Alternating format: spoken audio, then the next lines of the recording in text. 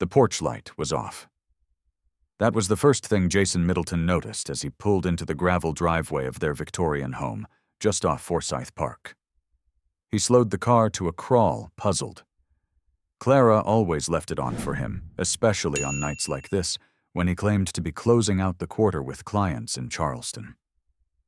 It was Christmas night. The air was sharp and quiet, the Spanish moss dripping from the oak trees like frozen lace. The world felt paused. Still. Jason shifted into park and turned off the ignition, the car ticking softly as it cooled beneath him. Inside the house was dark. Not a single lamp glowed through the sheer curtains. No scent of cinnamon or pine. No crackle of the baby monitor. No soft cooing from the twins' room upstairs. It felt abandoned.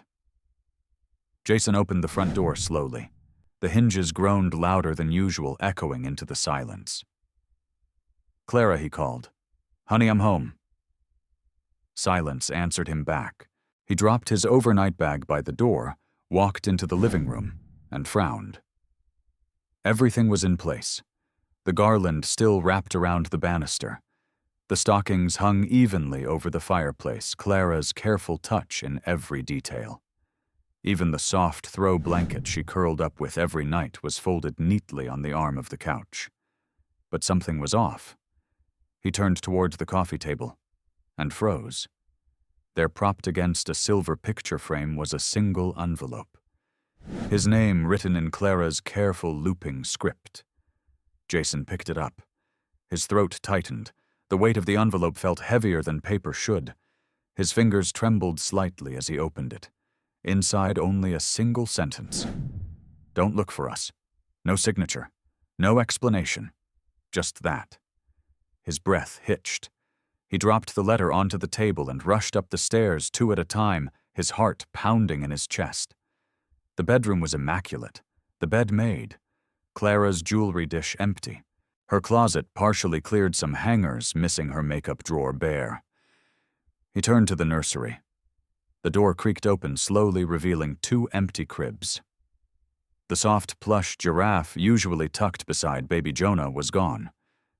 So was Lily's pink pacifier. Jason stepped back, stunned, disoriented. Where the hell was Clara? Where were the twins? His mind raced with reasons, logical ones. Maybe she'd gone to Velma's. Maybe something had happened and she left in a rush. But no. Clara would have called. She would have told him. He walked back down the stairs in a daze, pausing beside the Christmas tree. The lights were still on, blinking gently. 2 gifts remained beneath it, wrapped in paper with tiny snowflakes. His name was on both. One from Clara, one from the twins. But he hadn't brought anything for them. His throat tightened again. She knew. Somehow she knew. Jason dropped onto the edge of the couch and leaned forward, elbows on knees, staring at the glowing lights. The silence wasn't peaceful. It was deafening. He picked up his phone. No missed calls, no texts. He tapped Clara's name. The line rang once, then went to voicemail. He tried again. Same result. His eyes drifted to the mantel. Their first Christmas photo as a family of 4 sat in a silver frame, Clara holding the twins in her lap, a tired but radiant smile on her face. Jason stood behind her, one hand resting lightly on her shoulder. He looked happy. But it was a lie. All of it. 3 days earlier, he'd been with Tanya. Charleston had sparkled with holiday lights, the streets warm with laughter and jazz drifting from the rooftops. They'd eaten oysters by candlelight. He'd told Tanya he was separated, that Clara had taken the kids to visit relatives. She believed him. Why wouldn't she? He believed himself sometimes. Jason stood and paced, running a hand through his hair. He needed answers. He needed Clara to explain. Surely she was overreacting. Surely this could be fixed. He called Maya. No answer. Velma, straight to voicemail. He scrolled desperate and dialed Russell. His friend picked up on the second ring. "Hey, Merry Christmas, man. You just getting back?" Russell's voice was cheerful, clueless. "Yeah," Jason said slowly, the words sticking. "Listen, have you heard from Clara?" There was a pause. "No. Should I have? She's not here. She left." Russell hesitated. "Left like, to Velma's? I don't know. She's gone. And she took the twins?" Another pause. "Damn." Jason waited. Then, "Look, man, maybe this isn't my place, but Clara's not stupid. She probably figured something out." "What are you talking about?" Jason's voice rose the first crack in his carefully maintained calm. "Jason, come on. Tanya posted a picture of y'all at that jazz bar in Charleston. You were tagged in the background. Clara's got eyes everywhere." Jason sank onto the armrest. "I didn't think she'd see it," he muttered. "She saw it," Russell said, its voice flat. "And if she's not answering you, that means she's serious." Jason looked around the room, his house, his family's home. The memories felt like ghosts now, flickering and just out of reach. "She left," he whispered more to himself than to Russell. "She left," Russell confirmed, softer now. "And you might not get her back." Jason stared at the Christmas tree. The twins' stockings hung in a row, untouched. He hadn't even held them this week. The weight of everything hit him at once. The lie he'd told Tanya. The promise he hadn't kept to Clara. The slow, silent erosion of something good. And now, it was too late. He leaned back on the couch phone, still in his hand, the screen glowing. Her last text from 3 days ago blinked at him. "Safe travels. Hope you're home in time to kiss them goodnight." He hadn't been. And now they were gone. If you enjoyed this video, comment 1 to let me know. If not, comment 2. Your thought mattered to me either way. 3 days earlier. Clara Middleton stood at the kitchen sink, sleeves rolled to her elbows, warm water running over a half-empty bottle. Outside, the wind carried the sound of distant carolers from the square, their voices thin against the December chill. The twins had finally gone down for their morning nap, and the house, usually bursting with movement, had settled into a rare, golden silence. She leaned forward slightly, eyes drifting to the frost-lined window. From where she stood, she could see the tips of the magnolia tree they planted when they moved in 4 years ago, back when things felt rooted. She heard footsteps behind her and smiled softly without turning. "You're up early," she said. Jason's voice came lightly, almost rehearsed. "Had to check a few things for the Charleston trip." Clara nodded.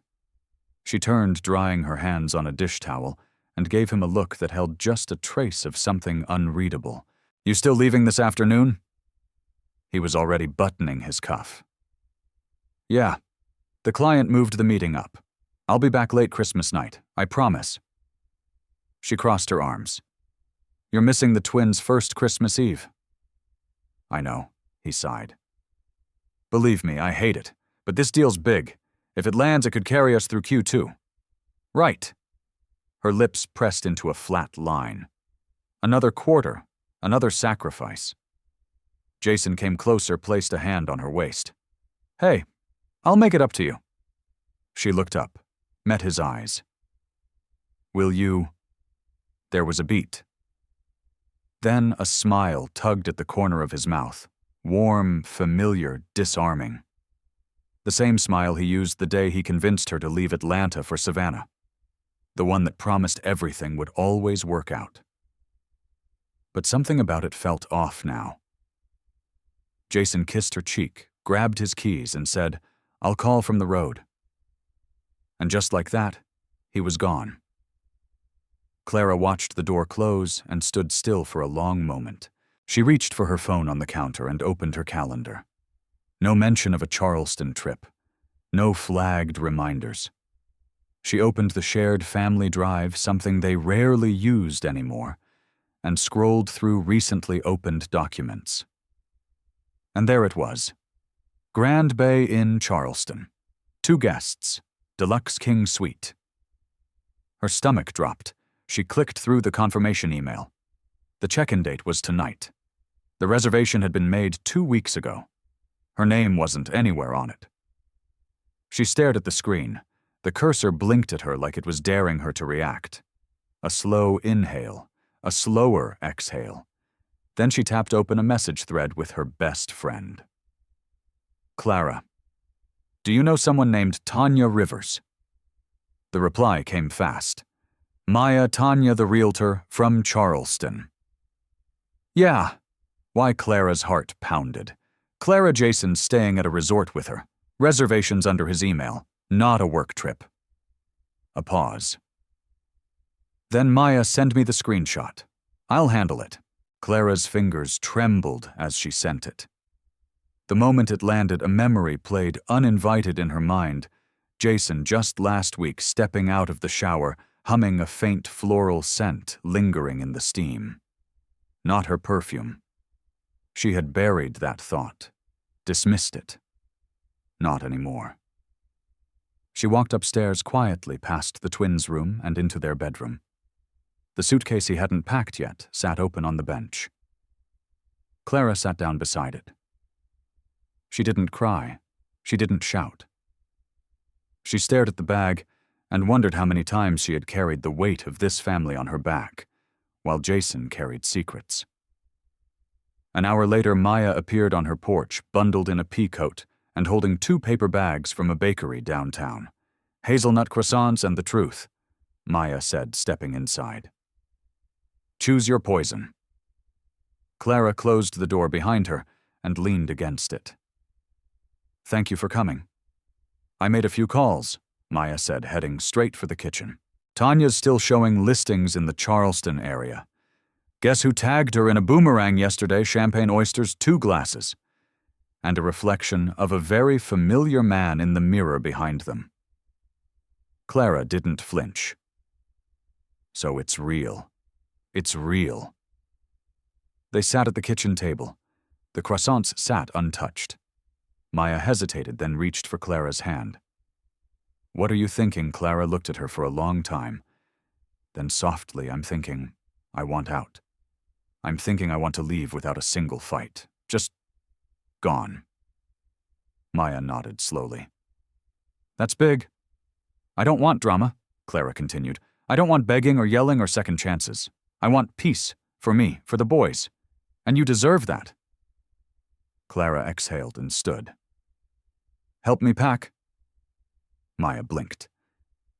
You're serious? Clara turned toward the stairs. If I wait until after Christmas, I'll talk myself out of it. She paused, halfway up, turned back to Maya.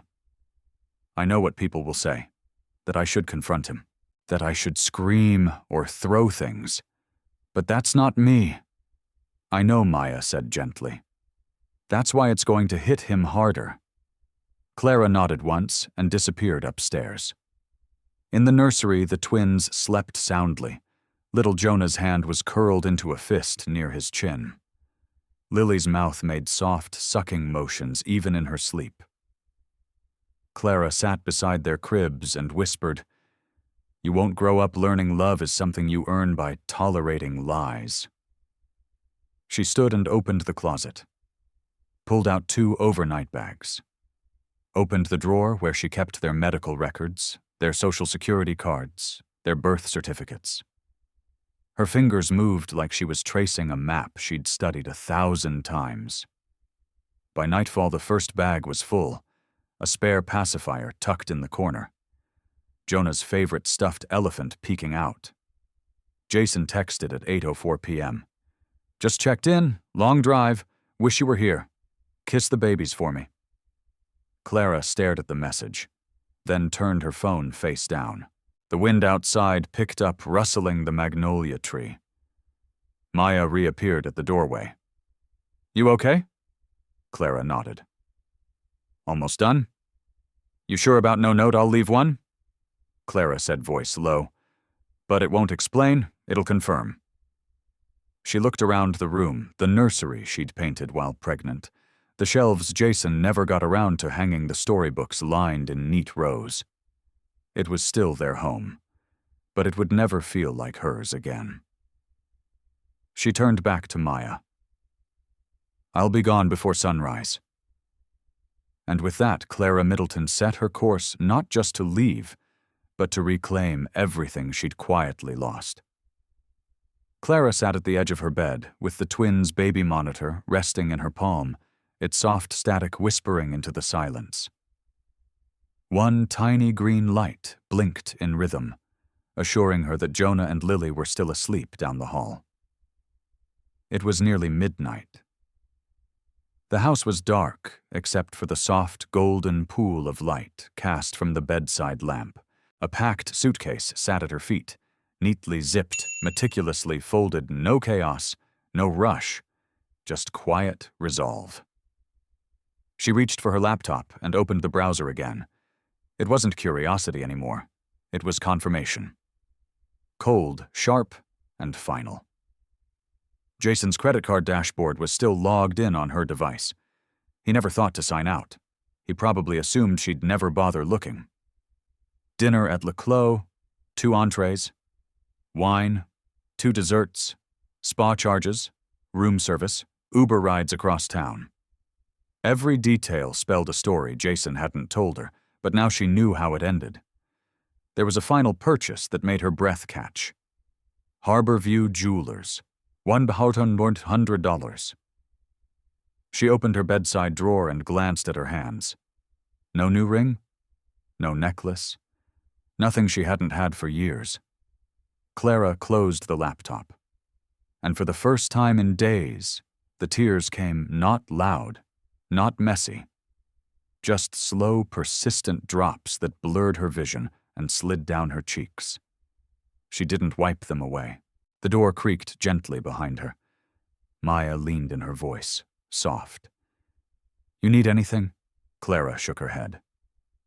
Maya stepped inside, sat down beside her. "I couldn't sleep either." They sat in silence for a few moments. The clock ticked softly on the wall. The baby monitor gave off its steady hum. "I keep trying to remember when I stopped feeling like his wife," Clara whispered. "I don't know the moment it shifted. I just remember looking at him one night and realizing I didn't recognize him anymore." Maya nodded, her expression unreadable. "Sometimes love doesn't end in flames. Sometimes it just leaks out. Slowly." Clara looked over. "You ever think I should have seen it earlier? You saw what you needed to when you were ready. And now you're doing what most people never have the strength to do." She nodded, breathing in deeply. "I just keep thinking about the twins. What they'll remember. What they won't. They'll remember safety," Maya said. "They'll remember peace. That matters more than pretending everything was fine when it wasn't." Clara reached down and unzipped the suitcase, double-checking the contents again. Diapers, bottles, a soft knit blanket her mother made before she passed, Lily's sleep bunny, Jonah's owl. Everything had its place. Everything except Jason. Maya glanced around. "Where's the letter?" Clara reached for a folded piece of paper tucked under the lamp base. "Here. You sure this is all you want to say? I've rewritten it 4 times. This is the only version that feels true." She handed it over. Maya read it quietly. "Jason, by the time you read this, the twins and I will be gone. We're safe. Please don't try to find us. I know everything." Clara Maya exhaled slowly. "It's clean. Clear. He'll understand." Clara's eyes found the monitor again. "I wanted to say more, about how it felt, about how tired I am from being the only one holding the thread together. But he wouldn't hear it." "No," Maya agreed. "He wouldn't." Clara folded the letter and slipped it back under the lamp. Then, as if something loosened in her chest, she stood. "I need one last thing from you. Anything. I need you to stay here until morning. When he comes home, he can't think I took off in a rage. I don't want him to spin this. You want a witness. I want someone who can look him in the eye and say, 'She didn't run. She chose.'" Maya reached for her hand. You have it. Clara nodded. As Maya left the room, Clara sat again, still upright, staring at the quiet walls of the room she had once imagined growing old in. A ping echoed from her phone. A message from Jason. Fireplace is lit. Wine's pouring. Wish you were here. Merry Christmas, babe. She stared at the text. Her fingers hovered for a moment. Then she typed a single reply. Merry Christmas. Kiss the ocean for me. She hit send, knowing it would confuse him. Good. Let it. The next morning arrived with the pale pink light of dawn breaking across the sky. The city was still asleep, wrapped in frost and silence. Clara loaded the last bag into the back seat of her car. The twins were bundled and nestled in their carriers, blinking up at her with drowsy, curious eyes. Maya helped buckle them in.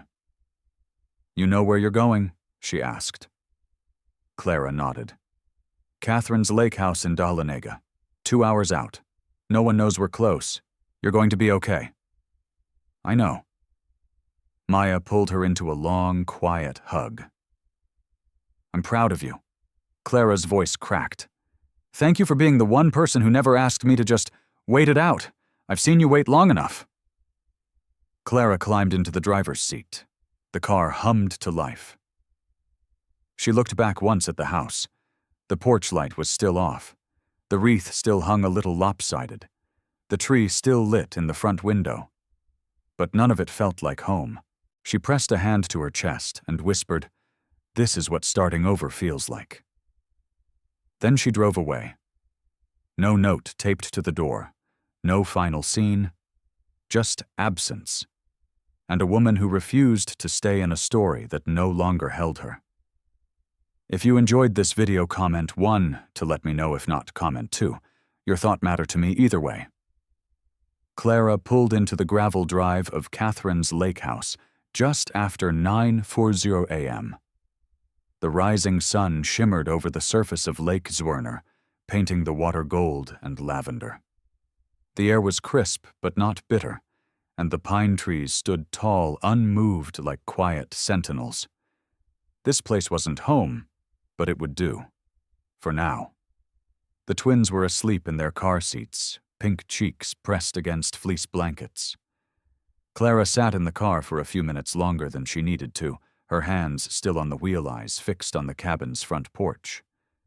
She hadn't asked Catherine for the favor, until 2 days ago, hadn't told her why. But her friend didn't question it, just sent a text that said, Keys in the lantern. Fridge is stocked. Stay as long as you want, Clara whispered. Thank you to no one in particular, then stepped out of the car and moved to unbuckle the twins. Inside the cabin smelled of cedar and dusted cinnamon. It was quiet, peaceful, untouched by Jason's cologne, his energy, his chaos. Clara laid the twins on a soft blanket near the fireplace and lit a small flame with a match. As it sparked to life, she sat cross-legged on the rug, watching their tiny chests rise and fall. She should have felt empty, but instead there was a strange calm taking root inside her. It didn't last long. Her phone buzzed on the kitchen counter. Caller ID Jason. She let it ring out. 3 seconds later, a text came through. Call me. I'm home. Where are you? Another buzz. Clara? Seriously, the twins aren't here. Where did you go? Clara turned the phone face down and pressed her palm to her forehead. The ache had started just behind her eyes. A tension that settled in whenever Jason's voice, even through a screen, pushed against her peace. He didn't get to ask that question. He didn't get to demand answers now. Still, she felt the panic behind his words, the confusion, the dawning fear. She walked out to the porch with the baby monitor in one hand and her journal in the other. The lake stretched out before her, calm and glassy. A breeze picked up, rustling the pine needles. She opened the journal to a fresh page. December 26th. Jason is awake now. I wonder what it feels like, to come home to your lies and find the consequences sitting in your silence. I don't hate him. I wish I did. It would make this easier. But I do feel nothing when he calls. Nothing but relief. That's how I know I was already gone long before I left. She paused. A bird landed on the porch railing, watched her for a moment, then flew off. Inside, the twins stirred. Clara set the journal down, returned to the living room, and scooped Jonah into her arms. Lily yawned, stretching tiny arms toward the ceiling. "You're safe," Clara whispered, rocking gently. "You're loved. And I won't let anyone teach you otherwise." Her phone vibrated again. Not Jason this time. "Maya. He called me. He thinks you were kidnapped." Clara smirked. Of course he did. The idea that she would choose to leave him without a warning, without a fight, was unthinkable. She typed back, "Tell him I left a note. I did. He doesn't believe it. Thinks maybe someone else wrote it. He's unraveling Clara." "Good. Let him feel what I've been living with." A pause. Then he said something weird. Asked if I knew a Tanya. Said she's not answering either. Clara's breath caught. She sat on the floor beside the twins and let that thought settle in. Tanya. Clara had been so consumed with her own escape that she hadn't thought about what was happening on the other side of the story. She assumed Tanya would still be wrapped in Jason's lies, blissfully unaware. But what if she wasn't? Her phone buzzed again. A photo. A blurry screenshot Maya had taken from Tanya's real estate page, an Instagram story already expired. But the image was clear. A hotel suite. Jason on the couch, champagne in hand. Tanya beside him, laughing. Decorations in the background. A small Christmas tree on the side table. Her dress red off the shoulder. Clara stared. He'd worn the same shirt in their family photos 2 weeks ago. Still had the tag on the cuff, she remembered. She'd clipped it off before he left for work. Her fingers hovered over her keyboard. She knew she shouldn't. She knew it would serve no purpose. But curiosity, that old friend, whispered anyway. She tapped into Tanya's profile. Public, just like Maya said. And then she saw it. A new post just uploaded an hour ago. Some people lie with roses. Others lie with silence.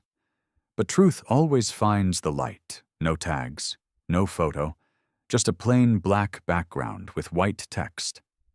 Clara blinked. Could it be had Tanya found out? There was a strange kinship in the idea a woman she didn't know, stitched into the same betrayal, staring at the same unraveling thread from a different corner of the web. Her phone rang again. Maya.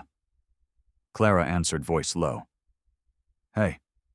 Do you want the full drama? Clara closed her eyes. Tell me. He called me crying. Real tears, Clara. Not performative. Said he lost everything. Begged me to tell him where you are. He's not eating. He sounds broken. Clara stayed silent. Do you care? Maya asked gently. I thought I would, Clara said. But honestly, I just feel free. There was a pause. He also said Tanya won't answer his calls. Blocked him on everything. Apparently she found out you two weren't separated like he told her. Clara let out a breath. Maya added, looks like Tanya left the hotel early. Before Christmas morning. Jason came home alone. Good, Clara thought. Did she say anything to you? No, but she saw your name in his phone and I think she put it all together. Fast. Clara stood, walked to the window and stared out at the lake. The twins were quiet again, dozing in the sunlight pouring through the living room. She spoke softly. I never needed Tanya to hurt him. I just needed him to sit in what he created. Well, Maya said he's sitting in it. Clara didn't smile. She didn't celebrate. She just nodded more to herself than anyone else. Because this wasn't revenge. It was reality. And for the first time in a long time, She didn't owe anyone a damn explanation. The following morning, the lake was shrouded in fog, thick and quiet, like the inside of a dream. Clara wrapped a knit shawl around her shoulders and stepped barefoot onto the porch, a steaming mug of chamomile tea in her hands. The twins were napping after their early bottles, and for a brief moment the silence felt like a soft breath between chapters. But even peace had a pulse. Underneath the calm, her thoughts stirred. She'd barely slept. Not from fear, there was none of that anymore. Just questions. Not about what Jason had done, but about what she was going to do next. Leaving was one thing. Building what came after. That was something else entirely. She sat down in the old rocking chair, its rhythm familiar and slow. She opened her phone and scrolled past the dozens of missed calls and texts from Jason. Her thumb paused over a new number, a text that had come in at 2:03 a.m. Tanya Rivers? I know we've never spoken, but I think we should. Woman to woman. When you're ready. Clara stared at the message, reading it twice. Then, once more. Part of her wanted to delete it. Another part, the one still tangled in disbelief that any of this had ever happened, wanted answers, not from Jason, but from the other woman unknowingly standing in the same storm. She placed the phone down and walked back inside. The cabin was warm, the soft hum of a lullaby spilling from the white noise machine in the nursery room down the hall. She peeked in on the twins. Jonah's little hand gripped the edge of his blanket. Lily's lips twitched in her sleep like she was dreaming of milk and clouds. They looked so safe here, and she would keep it that way. An hour later, Clara stood at the small breakfast bar, phone in hand, staring at Tanya's number. Before she could overthink it again, she called. It rang once, then again, a third time, then click. Hello? The voice was cautious, warm, southern but polished. Clara cleared her throat. This is Clara. A pause. I didn't think you'd respond. I wasn't going to, Clara said, but here I am. Tanya exhaled a sound that felt like relief. I'm not calling to make this worse. I had no idea.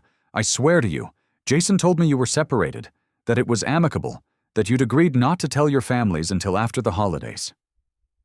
Clara said nothing. I know how that sounds, Tanya continued quickly. Like I should have questioned it more, and I did at first. But he had answers for everything. He always had answers. That's what he does, Clara said quietly. A moment passed between them. Strange and fragile. Did he tell you about the twins? Clara asked. Tanya hesitated. No. Not until I saw the photo on his phone. 2 babies, matching onesies, a fireplace in the background. That was Christmas Eve. I asked who they were. He froze, then told me they were yours, that you'd had them after you'd separated and he didn't want to talk about it. Clara closed her eyes. I left that night, Tanya added. Packed my bag while he was in the shower. Didn't even wait for sunrise. Clara sat down at the table. Her tea had gone cold. Why tell me this? She asked. Because I know how it feels to be lied to. I figured if there was anything I could do to help you close the book even just a little, maybe it would matter. Clara swallowed. Her throat felt tight again. He used both of us, Tanya said, her voice thinner now. And I'm sorry. I really am. I believe you, Clara said. She surprised herself by meaning it. There was something in Tanya's voice, no performance, no flattery, just a woman who'd seen the inside of the same story from a different page. They sat in silence for a few seconds, the weight of everything unsaid pressing between them. Did he love you? Clara asked, not out of spite, just curiosity. Tanya's voice cracked. He said he did, but it didn't feel like it, no, not once. Clara nodded slowly. Me either. When they ended the call, Clara sat there a long time. The fog outside had lifted. The lake was clear now, shimmering in the mid-morning light.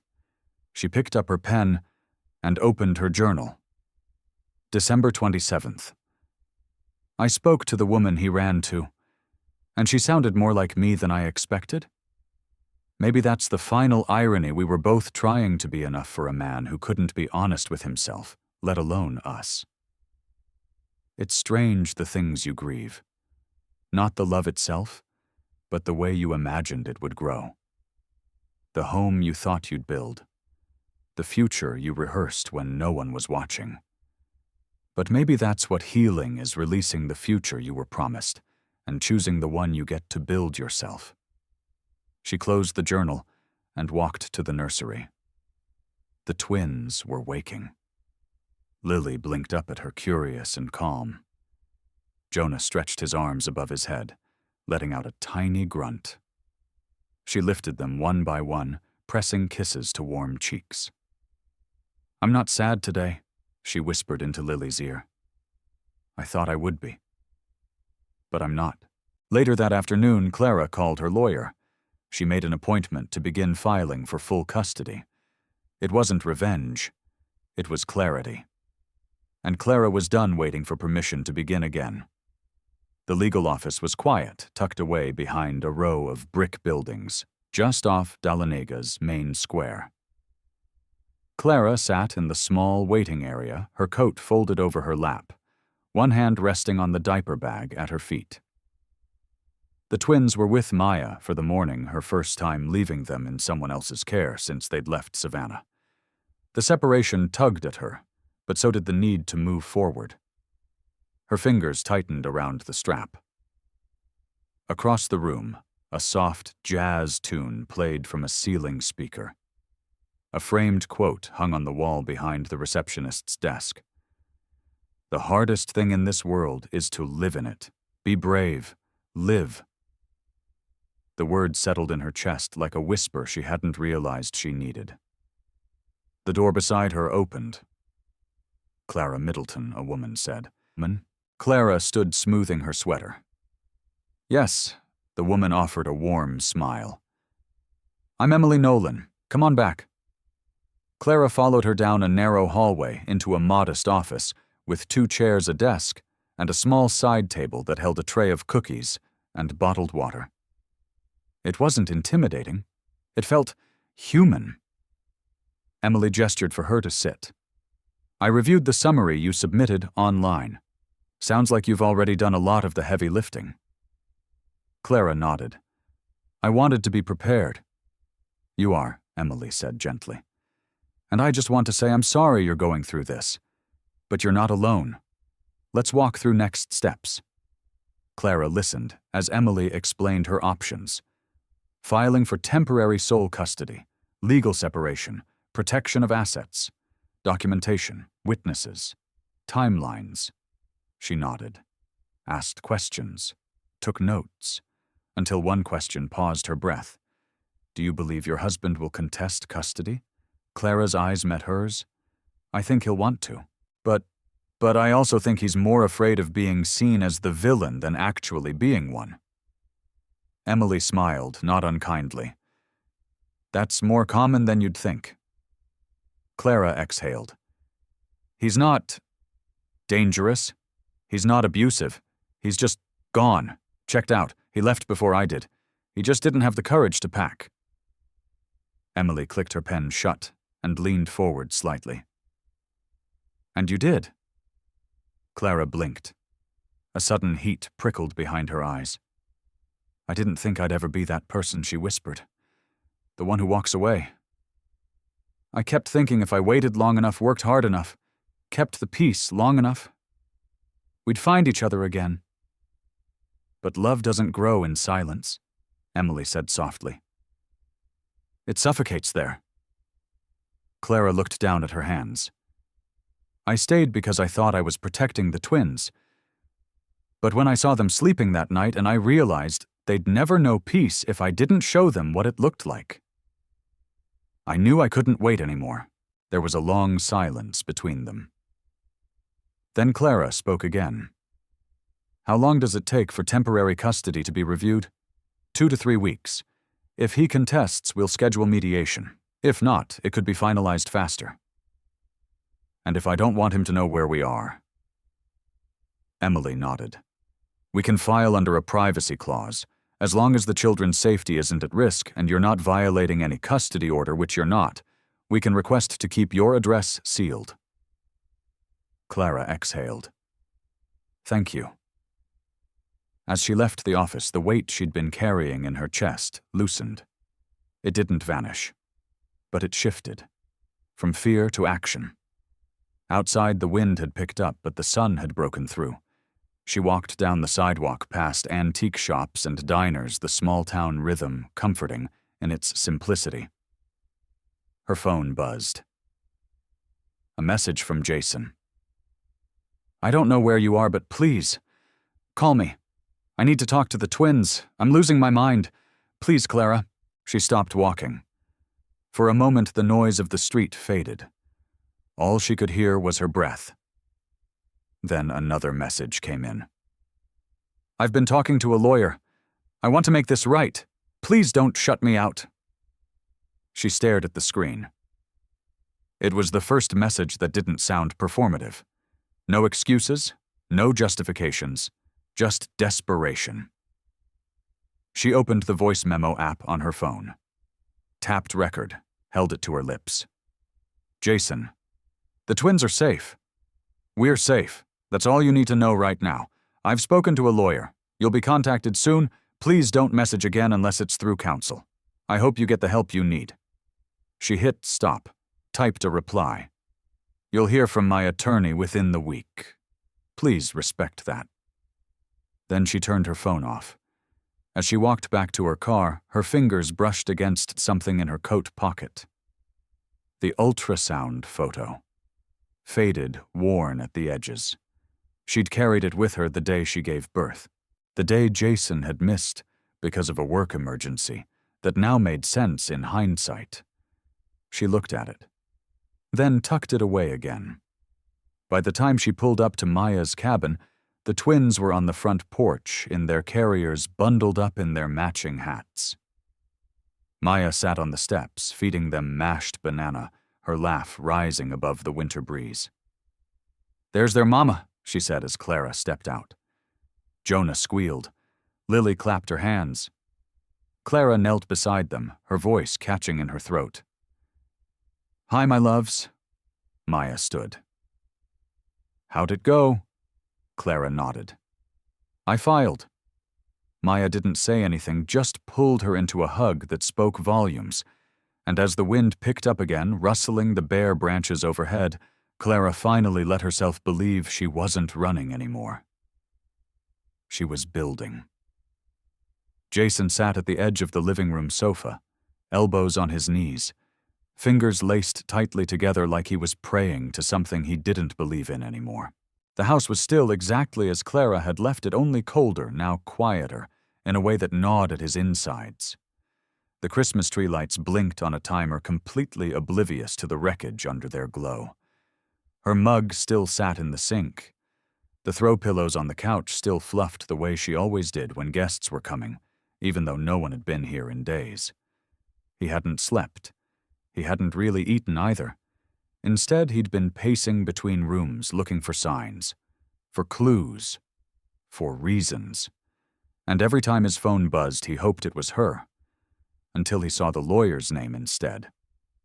A new message came in. From attorney, Middleton vs. Middleton. Your client's location is being withheld under legal right to privacy. Custody will be discussed in mediation. Further contact outside counsel is strongly discouraged. Jason rubbed his hands over his face. I deserve that, he muttered into the silence. He stood, wandered into the twins' nursery. It hadn't been touched since Christmas Eve. 2 empty cribs, a half-folded baby blanket draped over the side. The plush owl with the lopsided stitching Clara used to laugh about. Everything was in its place, except the people who made it matter. He reached for the pacifier, still sitting on the windowsill. It was Lily's, her favorite. He closed his eyes and tried to remember the last time he held her. He couldn't. His stomach twisted. Across the room, his phone buzzed again. This time it was a name he didn't expect. Tanya Rivers. Jason stared at it, swallowed, then answered. Hello? Her voice came sharp, clipped, not like the warm drawl she used to greet him with. Don't worry, this isn't a let's talk it through kind of call. Jason exhaled, turned away from the crib. I didn't think it would be. I'm only calling because you sent 3 voicemails in a row. You said you wanted to apologize. So say what you need to say. He sat back down, voice low. I'm sorry. For all of it. For lying to you. For using you to escape a life I didn't have the courage to fix. Tanya didn't reply immediately. He heard traffic in the background, a car horn in the distance. You know what's worse than being lied to, she said finally. What? Finding out the lie had a wife, 2 babies, and a mortgage behind it. Jason closed his eyes. I never meant to hurt you. You didn't hurt me, she snapped. You embarrassed me, and you hurt her. The woman who trusted you to raise 2 human beings and not implode the moment it got hard. His voice cracked. I never stopped loving her. Tanya's laugh was bitter. You don't destroy the person you love and call it confusion. You call it what it is, selfishness. Jason didn't argue. I'm blocking your number, she added. Not because I hate you, but because I deserve to heal in peace. And so does she. Click. Jason stared at the phone, then slowly set it down on the table beside him. Outside, the wind howled against the windows. A storm had started drizzle at first, then sleet tapping the glass like impatient fingers. He stood again, drifted into the kitchen. Opened the fridge, closed it. Opened a cabinet, closed that too.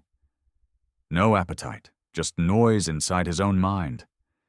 He pulled out a pad of paper and sat at the counter, tapping the pen against the page. He began writing, he didn't know what. A letter, a confession, a list of failures. Clara, there's no excuse, but there's a truth. I lost myself, somewhere between work and pressure and fear and ego, and instead of asking for help, I disappeared into someone else's life because mine felt too heavy. He stopped, crossed it out, started again.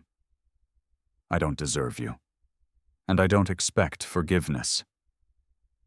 But I miss the sound of Jonah's hiccup laugh, and the way Lily grabs her foot like it's a prize. Another line, I'm getting help, I'm going to counseling. I don't know what happens next, but I'm not going to fight you. I'm going to show up for the life I broke, even if I only get a sliver of it back. He folded the paper. Didn't know where to send it. Didn't know if he ever would. Back at the lake cabin, Clara stood at the window rocking Lily on her hip, while Jonah dozed in the bouncer nearby. The sky outside was shifting clouds, thickening branches swaying. A storm was moving in. Maya entered brushing snowflakes from her coat. You hear from the lawyer, Clara nodded. He's been served. And no contact. But his number lit up my voicemail last night. You listen, no? Maya leaned against the doorframe. You want to? Clara looked down at Lily. The baby blinked up at her eyes wide and calm. No, Clara said softly. I don't. She turned to the window again, voice steady. I'm not afraid of him reaching out. I'm afraid of me answering. And I'm not ready to make space for his pain when I'm still healing from mine. Maya smiled gently. That's fair. Is it? It's human. You gave him years. He can wait a few more months. Clara nodded slowly. Outside, snow began to fall, a clean sheet over everything. She kissed Lily's forehead, then whispered more to herself than anyone else, I'm not going back. Not even a little. The snow stuck through the night. By morning, the lake was quiet, beneath a blanket of white, the pines frosted at the edges like powdered sugar. Clara stood by the window of the guest bedroom, holding a steaming mug of coffee, watching slow, deliberate flakes fall. Jonah was babbling softly from his playpen. Lily had curled herself like a comma in the middle of the bed, still half asleep under a pastel quilt. The cabin was warm, soft, in the way only solitude and peace could make it. And yet Clara couldn't shake the weight in her chest.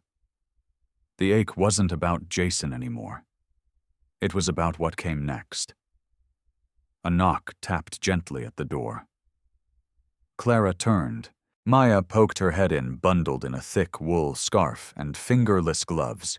"Don't panic," she said, holding up her phone, "but someone's asking about you." Clara's shoulders tensed. Jason, number Velma. Clara blinked. Velma, yep. She texted me directly. Said she drove by the house in Savannah. Saw your car was gone. Jason's been around asking if anyone's heard from you, but she didn't tell him anything. She's worried about you. Clara exhaled, setting her coffee down. God, I should have called her. You were in survival mode. She'll understand. Clara sat on the edge of the bed, brushing a strand of hair from Lily's forehead. She was always the one who told me not to rush forgiveness. Maya smiled. She also told Jason at Thanksgiving that a distracted man is a dangerous man. I'm pretty sure she knew before you did. Clara let out a quiet laugh. That tracks. She said she won't share your location even if he asks. But she does want to talk. You up for that? Clara hesitated, then nodded. Yeah, I am. Later that afternoon, Clara stepped outside for some air. The twins were napping again, Maya inside preparing lunch. The snow crunched under her boots as she walked toward the edge of the property where the frozen lake glimmered beneath weak sunlight. She dialed Velma's number, pressing the phone to her ear. It only rang once. Well, Velma's voice came through warm and sharp as ever. I was beginning to think you'd joined a convent. Clara smiled. Not quite. You okay? I am now. A pause. Then softer, I had a feeling. For a while now. The way he looked at his phone, more than he looked at you. The way you started saying, I'm fine, without making eye contact. Clara bit the inside of her cheek. Why didn't you say anything? Because you were already fighting to stay. And I figured when you got tired enough you'd know it was time to leave. Silence stretched between them, comfortable and sad, all at once. I left on Christmas, Clara said. I know. You know Jason came around the next day. Looked like he hadn't slept. Said you were gone. Asked if I'd seen you. What did you say? I said I hadn't. Then I closed the door and made sweet tea. Clara's eyes welled. Thank you. You don't owe anyone your location when they've spent years not noticing your presence. Clara let out a breath. It's strange, isn't it? I thought leaving would break me. But it didn't. It made me feel like myself again. Velma chuckled. That's the thing about peace. It's quiet, but it'll shake your bones when it shows up. They spoke for a while longer, catching up, weaving through talk of babies and snowstorms, and whether Clara planned to return to Savannah eventually. I don't know yet, she admitted. Part of me wants to. For the twins, for normalcy. And the other part wants to build something entirely new. Then do it, Velma said. You've already done the hardest thing. Everything else is just paint and nails. Clara hung up with a lighter heart. But her peace was soon interrupted by the ring of another call. This time it was from her attorney. She answered, already bracing. Hi, Clara. I wanted to give you a heads up. Jason has requested a formal mediation. Clara stayed quiet. He's not contesting your custody petition outright, but he's asking for visitation rights, supervised initially. Her hand gripped the railing. When we can schedule it next week. It's early in the process, but from my end he appears cooperative. Clara looked out over the lake. Does that mean he's changing? That's not for me to say. But for what it's worth, his attorney mentioned he's started attending parenting classes. Voluntarily. Clara closed her eyes. A gust of wind brushed past, lifting her hair from her shoulders. She wasn't angry. She wasn't even afraid. She was uncertain. "Okay," she said quietly. "Let's schedule it." That night after the twins had gone to sleep, Clara sat at the kitchen table with Maya, a single candle flickering between them. Snow was still falling, soft, rhythmic, like the sound of 1,000 new beginnings. So Maya said, "Sipping tea, you're going to see him." Clara nodded. Maya leaned in, voice gentle. "What do you want from it?" Clara stared at the flame. "Closure, maybe? Or clarity? I don't expect regret. I don't expect a miracle." She looked up, eyes steady. "I just want to see if he can say the truth. With no script, no charm, just honesty." Maya reached across the table and squeezed her hand. "And if he does," Clara didn't flinch, "then I'll still leave the door closed. But at least I'll know he knocked." The courthouse in Dahlonega wasn't grand, not like the ones you saw in movies, just a 2-story red brick building with black shutters and a modest flag waving out front. But to Clara, it felt like the most serious place in the world that morning. She sat on a wooden bench near the hallway's end, fingers intertwined back straight, trying to breathe evenly. Across from her, a painting of the Appalachian foothills hung on the wall. Snow-covered, still peaceful. Everything her insides were not. Her lawyer, Emily, sat beside her, flipping through a manila folder. "We're not here to fight, just to negotiate the terms of visitation. The judge wants to hear both sides, make sure it's stable before anything is approved." Clara nodded. "Stable." The word felt far away from everything she and Jason had been. She checked her watch. 10:57 a.m., 3 minutes until the meeting. Emily leaned in. "Just tell the truth. You don't owe him anything more than that." The door to the mediation room opened. A clerk waved them in. Clara stood.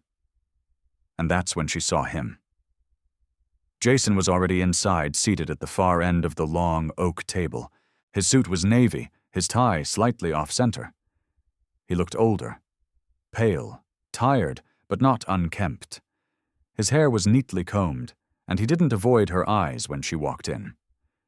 Their gaze met briefly, cautiously. She didn't smile. Neither did he. They sat on opposite sides. Their lawyers made quiet introductions, and the mediator, a calm, middle-aged woman named Regina, with silver streaks in her bun, called the room to order. "Today's mediation is for the purpose of establishing preliminary visitation for Jason Middleton with the minor children Jonah and Lily Middleton," she said. "This is not a custody trial, and no judgments will be made today. We're simply working toward a temporary agreement." Clara exhaled slowly through her nose. Regina continued. "Mr. Middleton will begin with you." Jason straightened, cleared his throat. "I understand why I'm here," he said, "and I'm not here to dispute Clara's decision to leave. I'm here because I want to be a father to my children. I know I've made mistakes, some that might take years to recover from, but I'm willing to show up however I'm allowed to because they deserve that." Clara looked down at her hands. "I've started counseling," Jason went on. "I've enrolled in a parenting course. I've stepped back from work and made arrangements with my firm to work part-time remotely. Everything I'm doing now is to make room for them, not just physically but emotionally." Regina nodded. "Thank you, Mr. Middleton." "Ms. Middleton." Clara raised her eyes, voice even. "I'm not here to punish Jason, but I'm also not here to hand over time with our children to someone who hasn't earned their trust, or mine. Jonah and Lily are too young to understand the nuances of what happened between us, but they'll feel the energy, the anxiety, the chaos if we allow it back in too soon." Jason's jaw tensed, but he said nothing.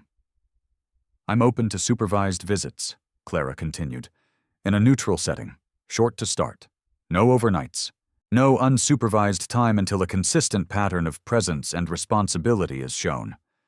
I'm not trying to be cruel. I'm trying to protect their peace. Regina looked between them. That sounds reasonable. Mr. Middleton, are you open to supervised visitation at a facility or mutually agreed-upon location? Jason nodded. Yes. And you agree to follow the conditions Ms. Middleton has outlined? He hesitated just for a second, then said, I do. Regina smiled gently. Progress. We'll draft an agreement to review before you leave. The conversation shifted to details, dates, times, locations.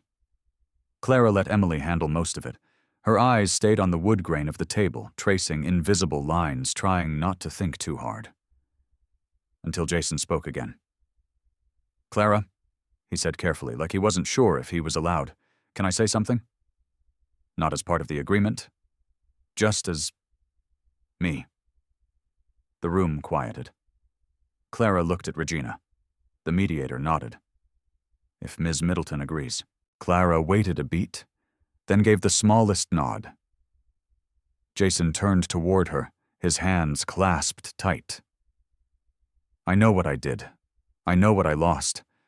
I know that none of this makes up for the silence you had to survive in that house, or the nights I pretended not to see how tired you were. I know I took shortcuts, and excuses, and someone else's attention when I should have been giving you mine. His voice caught. I think about Christmas Eve, every day. I replay it trying to figure out what would have happened if I'd just come home. If I'd looked at you and seen what was really in your eyes, instead of looking for someone else to fill what I lacked. Clara's throat tightened. I don't expect you to forgive me. And I'm not asking you to change your mind. But I needed to tell you out loud that I see it now, the damage, the betrayal, and I carry it. I will carry it. That's my burden, not yours. Clara blinked slowly. Silence wrapped around the room, again fragile and full. She inhaled through her nose. Spoke quietly. Thank you for saying it. Then just as softly, I still won't come back. Jason nodded. I know. The meeting ended a few minutes later. Papers were signed, dates were penciled in, and as they both stepped out into the cold hallway, Clara paused beside him for a moment.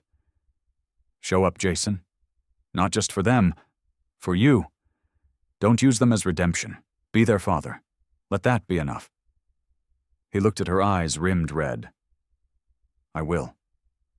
Then she walked past him out into the cold.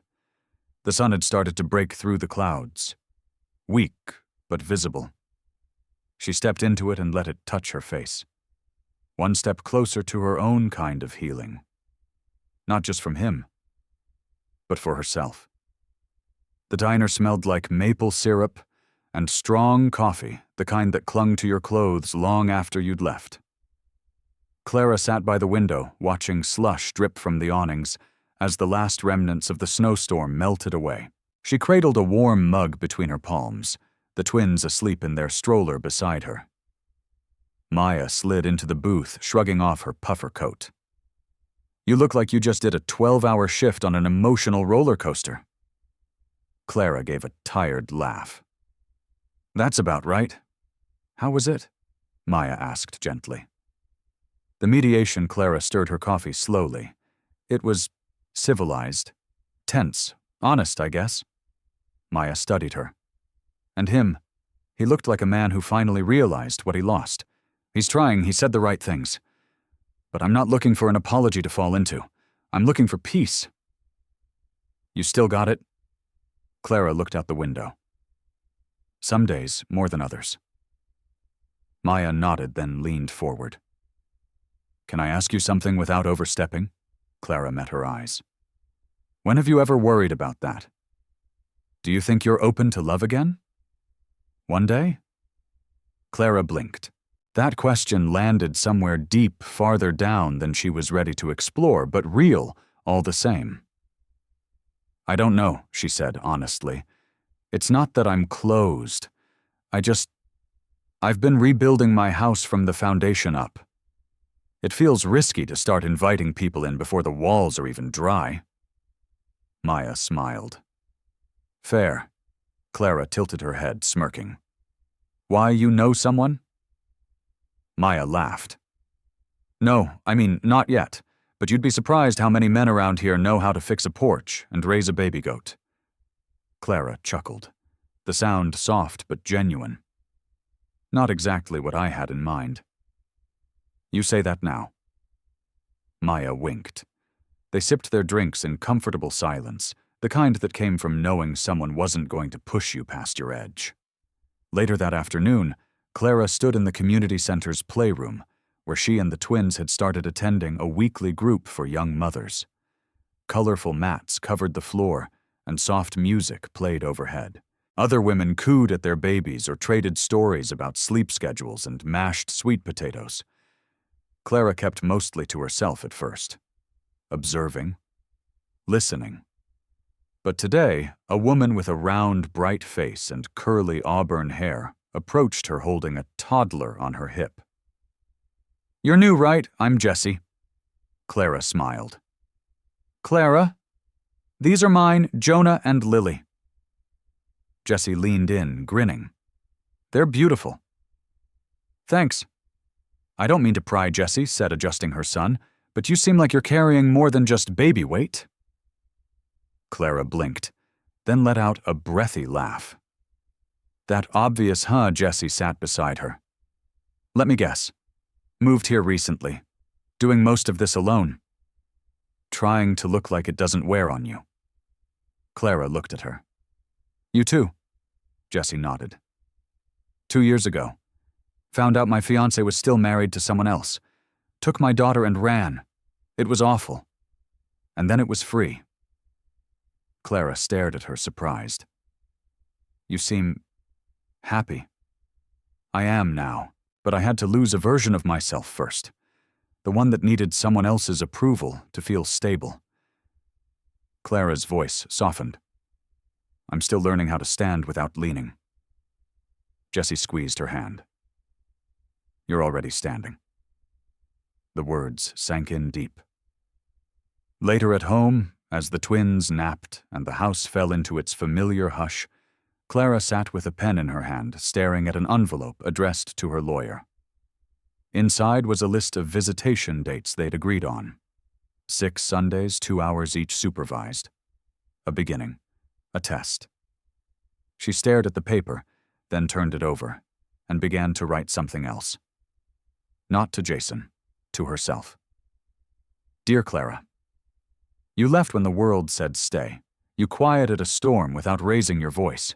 You built a home from the scraps of a broken one. That matters. That's brave. They may never know what it cost you to leave. But one day Jonah and Lily will feel the peace you gave them. And maybe they'll thank you not with words, but with how they love. With how they trust. She paused, tears blurring the ink. You are not the woman who was left behind. You are the woman who chose not to disappear. She folded the note, slid it into the envelope, and tucked it into her journal. Then she stood stretched and walked into the nursery. Jonah stirred as she picked him up, his little hand curling around her sweater. She swayed with him gently, whispering, We're going to be okay. All 3 of us. Behind her, the winter light spilled in golden and quiet, and for the first time in months, Clara believed every word.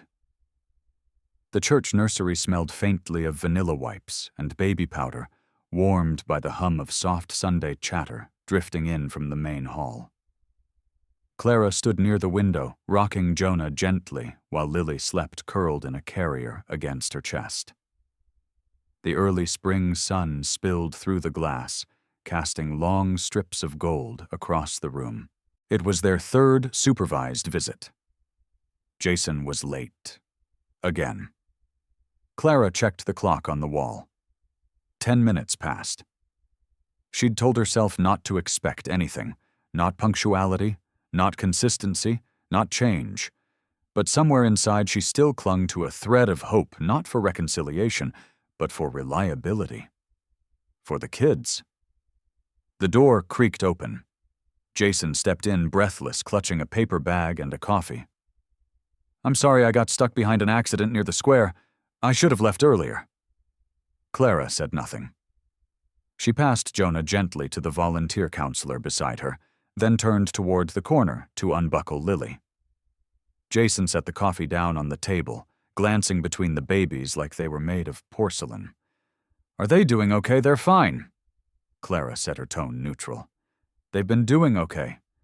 Jason swallowed and stepped forward slowly, hands tucked in his coat pockets. "I brought the soft blocks you said Jonah likes," he offered, "and some banana teething wafers for Lily." Organic. Clara gave a curt nod. "Thanks." The counselor stepped aside, signaling it was okay for Jason to begin. He knelt on the mat in front of Jonah, who stared at him curiously, mouth busy on a plastic giraffe. "Hey, buddy," Jason said gently. "You're getting so big." Jonah blinked, then laughed, dropping the giraffe and crawling toward a pile of blocks. Jason looked at Clara. "That laugh? I forgot how much it sounds like yours." She didn't smile. Instead, she sat on the nearby bench, Lily cradled against her, watching in silence. Jason tried again, stacking blocks, showing Jonah how to clap them together, making silly noises that earned a few giggles. For a while, it looked like a quiet kind of normal. But Clara noticed the way Jason's hands trembled slightly, how he glanced at the clock too often, how he kept stealing glances at her like he was searching for something. Half an hour in, the counselor handed Clara a form to initial. As she read through it, Jason's voice drifted over softly. "I started volunteering at the library," he said, not looking at her. "Children's story time on Tuesdays. It was Velma's idea." Clara looked up, surprised. "You spoke to Velma?" "She cornered me outside a grocery store," Jason said with a dry smile. "Called me a cracked compass in a storm, and told me if I wasn't trying to fix it, I had no business asking where north was." Clara actually smiled at that, just barely. Jason looked at her fully then. "I've been thinking a lot about how easy it was for me to lie to myself, to blame everything around me. My job, stress, you." He paused. "But the truth is, I didn't fall into that affair by accident. I walked into it with both eyes open, because it was easier than sitting in silence and facing how much I'd let you down." Clara shifted Lily slightly, her arms tightening. Jason's voice dropped. "The worst part wasn't you leaving. It was knowing I gave you every reason to. And now even showing up for 2 hours feels like something I have to earn in pieces." Clara took a breath. "You're right," she said. "You do have to earn it, not just through words, through consistency, through humility, through time." Jason nodded slowly. "I'm not asking for shortcuts. I just hope one day they know I didn't quit on them." Clara's voice softened. "You're showing up now. That's something." A beat passed. Then Jason looked at Lily, her small hand peeking from the blanket. "Can I hold her?" Clara hesitated. The counselor glanced at her, waiting. Then Clara stood, walked over, and slowly passed Lily into his arms. Jason held her like he was afraid to break her, his thumb brushing her cheek. "She looks like you," he whispered. "But she frowns like me." Lily blinked up at him, then let out a small yawn and nestled against his chest. Jason didn't move. He just stood there, frozen in the weight of it. Clara stepped back, her voice almost a whisper. "She doesn't remember you yet. But she doesn't fear you either. That's a start." He nodded, swallowing hard. "I'll come next Sunday, early this time." Clara met his eyes. "Good." As the visit ended, and Clara strapped the twins back into their stroller, Jason lingered at the doorway. "Clara," he said, his voice rough, "thank you for letting me be part of their lives, even when I wasn't worthy of yours." She didn't respond right away. But then she turned, looked him straight in the eyes. "I didn't do it for you," she said. "I did it for them. And for me. Because grace doesn't mean forgetting. It just means choosing not to carry someone else's guilt any longer. Jason's eyes welled, but he nodded. She pushed the stroller past him, her chin lifted, her heart steady. It wasn't forgiveness, but it was forward. And for the first time in a long time, forward felt like enough. Clara sat at the cafe by the lake, her fingers wrapped around a mug of cinnamon tea, the smell pulling at memories she hadn't revisited in years. It was a Tuesday afternoon, and the place was nearly empty, except for a couple of older women chatting in the corner and a teenage barista humming softly as she wiped down tables. Outside, the wind carried the promise of spring. Not warmth just yet, but the whisper of it. Across from Clara sat Nora, one of the group leaders from the local parenting circle. She was in her early 60s with silver hair cut short and eyes that missed nothing. Nora wasn't nosy. She was curious in a way that felt like safety, not scrutiny. So Nora said gently, "How are you doing, really?" Clara gave a tired smile. "Some days are soft. Some days I feel like I'm still catching my breath. And today, somewhere in between." Nora nodded, as if she'd expected that answer. "Your face looks lighter, though." "I think I'm learning to hold joy and grief at the same time," Clara said, "like they're not opposites, just companions." Nora sipped her tea, then leaned back. "That's the trick most people spend decades trying to figure out. You're ahead of the curve." Clara smiled faintly, but her mind wandered to Sunday. Jason had come early like he promised, brought the twins matching sun hats, read Jonah a picture book without checking his phone once. He was showing up, slowly, measurably. But showing up didn't undo the ache of what had already been broken. "What are you thinking about?" Nora asked. Clara hesitated. "Jason? Still love him?" The question didn't sting the way it might have a few months ago. "No," Clara said softly. "But I don't hate him either." Nora's brow lifted. "That's a hard place to live in." "It is. But it's honest." There was a pause, the kind that allowed truth to settle in like dust after a storm. "Can I ask you something?" Clara said. "Of course. How do you know when your heart is ready for something new? Not someone new, necessarily. Just something." Nora considered that, her eyes drifting out the window. "I think it's when your questions stop being about the past. When they start being about the future. Not revenge, not regret, but wonder." Clara turned that over in her mind as the bell above the door chimed. She glanced up. And there he was. Miles Garrison.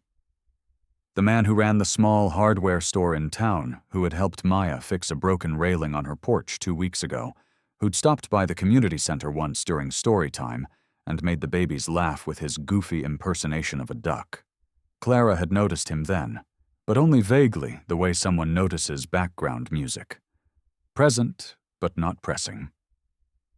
But now, standing in the doorway, in a worn gray flannel and jeans wiping snowmelt from his boots, he was impossible not to notice. He spotted them and gave a polite smile. Nora grinned wide. "Well, speak of the mountain men." Clara's eyes widened. "Nora?" "Oh, hush, he's harmless. And also he makes the best blueberry jam this side of the county." Miles approached a bit sheepish. "Afternoon, ladies. Didn't mean to interrupt." "You're not," Nora said brightly. "Miles, this is Clara. Clara, this is Miles." Clara extended a hand. "Hi." "Hi," he said, shaking it gently. "Nice to finally meet the woman who has this one talking about teething rings and organic formula, like she's raising goats instead of babies." Clara laughed, surprised by her own reaction. Nora smirked. "Clara's a single mom recently relocated. Smart, brave, and apparently very good at banana bread." Miles grinned. "That's the kind of resume that gets you elected around here." Clara blushed, but something loosened in her chest. Not attraction exactly, just levity. He nodded toward the counter. Mind if I grab a coffee and join you? Clara looked at Nora, who raised her eyebrows and sipped her tea innocently. I don't mind, Clara said. As Miles walked away, Clara leaned toward Nora and whispered, Subtle much. Nora winked. I plant seeds. What grows isn't my fault. When Miles returned, the conversation drifted naturally.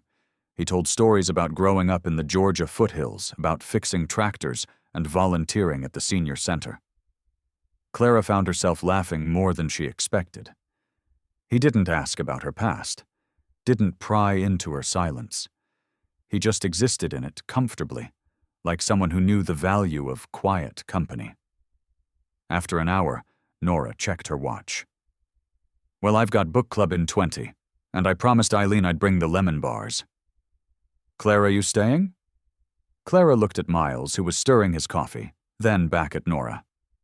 Yeah, she said. I'll stay a bit longer. As Nora slipped out, Miles turned to her. I hope this isn't too forward, he said, but I remember when you came into the store a few weeks ago. You had the twins with you and they were both fussing. You looked like you hadn't slept in a week. Clara laughed. I hadn't. I thought, there's someone doing something real and hard, and she's still standing. She looked at him quiet. Thanks, she said. Anytime. They sat there for a while, letting the conversation fade into something simpler. Shared space, shared breath. Clara didn't know what this would be. A new chapter, maybe? Or just a soft place to land for a little while. But she didn't feel guilty for sitting in the light. Not anymore. The spring fair was in full bloom, stretching across the town square like a patchwork quilt of booths, music, and laughter. Handmade signs swung gently in the breeze, strung between lampposts and food trucks, while children darted past with sticky cotton candy fingers and balloon animals tangled in their arms. Clara stood under the shade of a dogwood tree, her heart beating just a little too fast as she pushed the twins' stroller through the crowd. It was the first time she'd brought Jonah and Lily to something like this, without Maya or Nora by her side. Not because she needed someone, but because it still felt strange to stand in joy alone. The twins babbled contentedly, hypnotized by the carousel spinning in the distance. Clara adjusted their sun hats and kept moving past the local honey vendor, past a folk band warming up on the gazebo stage, until she reached a table lined with jars of jam. She knew whose table it was before she saw him.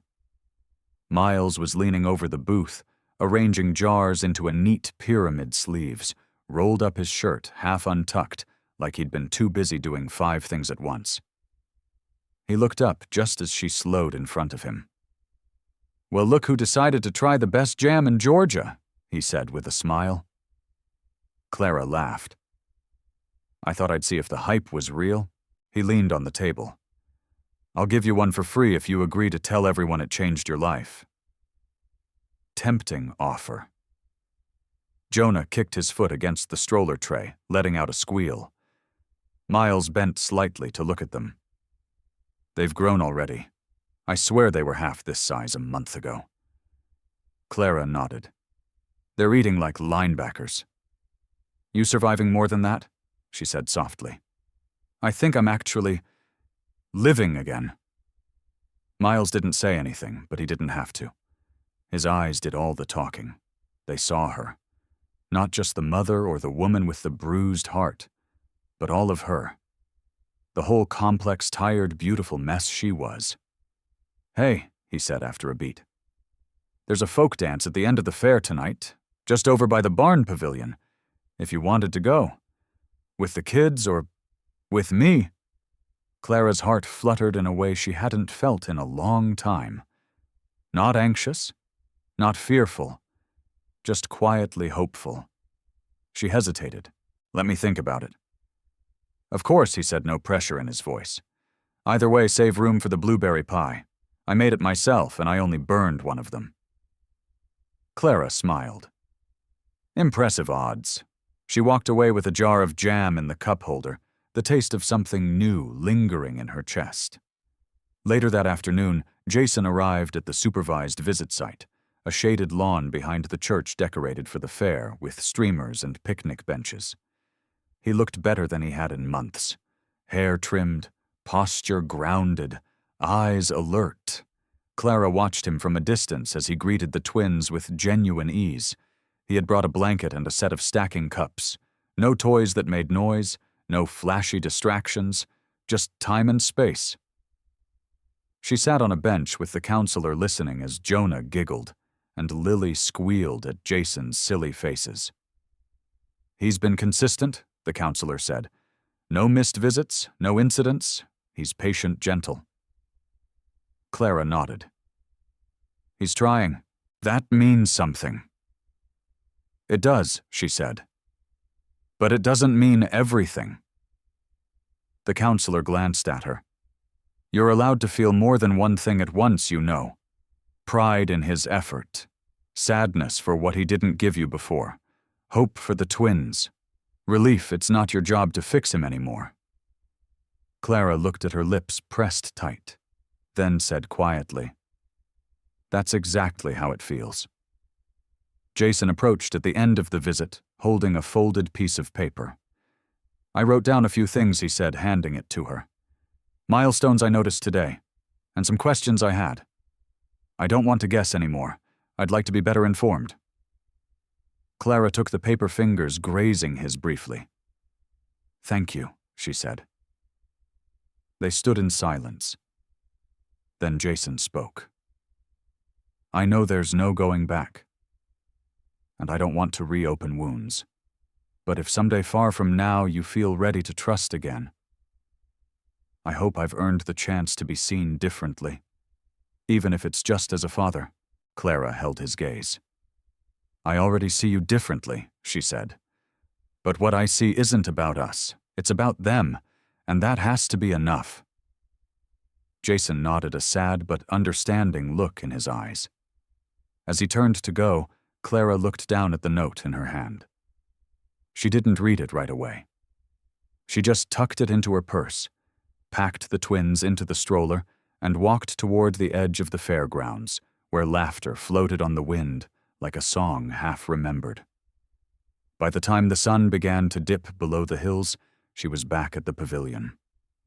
String lights glowed between the beams, casting golden halos over the dance floor. A fiddle played softly in the distance. She stood there for a long moment, not moving. Then she heard a voice behind her. "Thought you might change your mind." Clara turned to find Miles holding 2 paper cups of cider. "I did," she said. "Good," he replied, offering one to her. "Because I was going to drink both and pretend I wasn't waiting." She smiled, took the cup, and for the first time in a long, long time, she stepped toward the music. The lights from the fair shimmered like little stars strung low to the earth, casting soft golden hues across the worn wooden floor of the pavilion. Music drifted lazily into the night, fiddles' soft drums, the murmur of laughter and footsteps swirling together like wind through trees. Clara stood near the edge of the dance floor, fingers curled around the paper cup of cider, its warmth lingering against her skin. Miles stood beside her, not pushing, not leading. Just there. A waltz began gentle and slow. Clara's eyes flicked toward the dancers' couples moving with ease, some older moving like they'd been dancing together for a lifetime. Others young and clumsy, all elbows and shy smiles. She didn't move. Then Miles turned toward her, his voice low. "You don't have to if it feels too soon." Clara hesitated, then looked up at him. "What if I forget the steps, then I'll follow you," he said, holding out a hand. It wasn't a grand gesture. It wasn't loud or showy. It was steady, and something about that steadiness pulled her forward.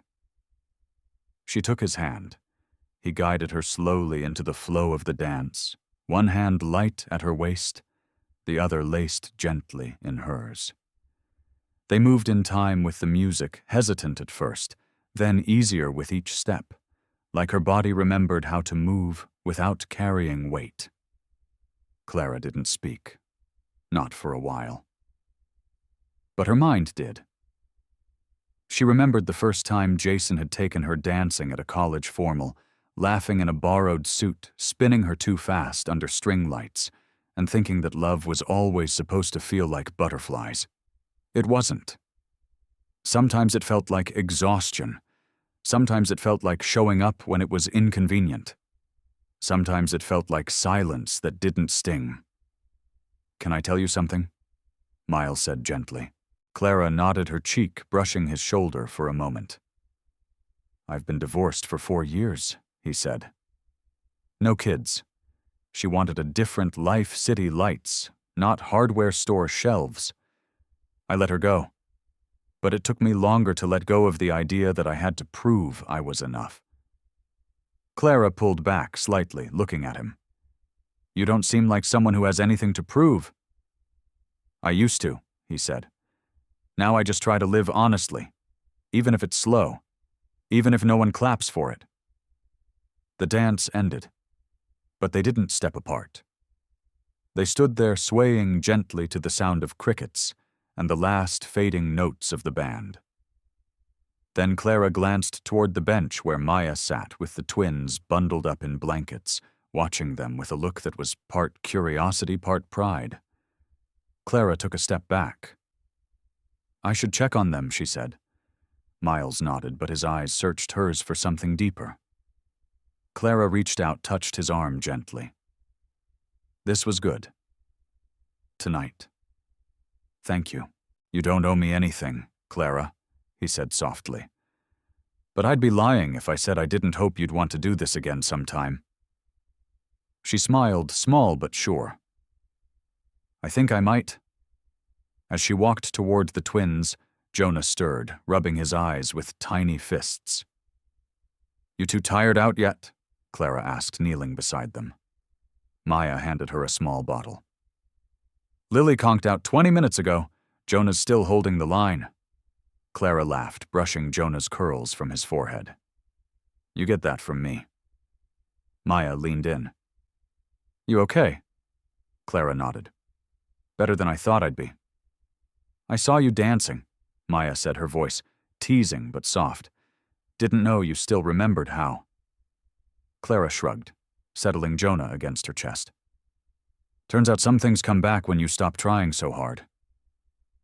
They sat there in silence for a moment. Then Maya asked, "Are you scared?" Clara looked down at Jonah, now slowly drifting to sleep. "Yes," she whispered, "but not of starting something new. I think I'm more afraid of letting something good pass me by because I've been living inside old pain." Maya nodded, then reached into her bag and pulled out a folded card. "What's this, a parenting class?" Maya said. "Co-led by counselors and co-parents. They talk about shared custody, blended families, even healing communication." Clara blinked. "You think I should go? I think you've done a beautiful job protecting your peace.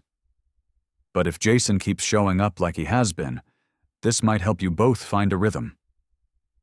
Clara traced the edge of the card with her thumb. Maybe love wasn't always a forever thing, but responsibility was. Growth was. And if Jason was truly trying, she owed it to the twins to be open to the idea of a healthier dynamic. Not for him. For them.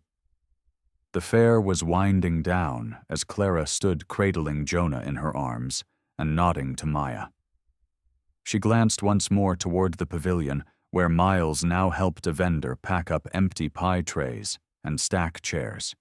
He looked up just in time to catch her gaze. She raised her hand slightly. He smiled, then returned the gesture. No pressure, no pull, just a quiet understanding. Later that night, Clara sat by the window in her small, rented home, the twins tucked in their crib, the room still humming with echoes of laughter and music. She opened her notebook, one she hadn't touched in months, and wrote 2 things. 1. I danced tonight, with a man who asked for nothing and gave everything. 2. I don't need to know what tomorrow is to honor how far I've come today. She closed the notebook and exhaled. It was the first quiet Saturday in months. No obligations, no supervised visits, no fares. Just the hum of the washing machine in the background, the smell of banana pancakes clinging to the walls, and the sound of Jonah's soft babbling as he pushed a toy car across the kitchen floor.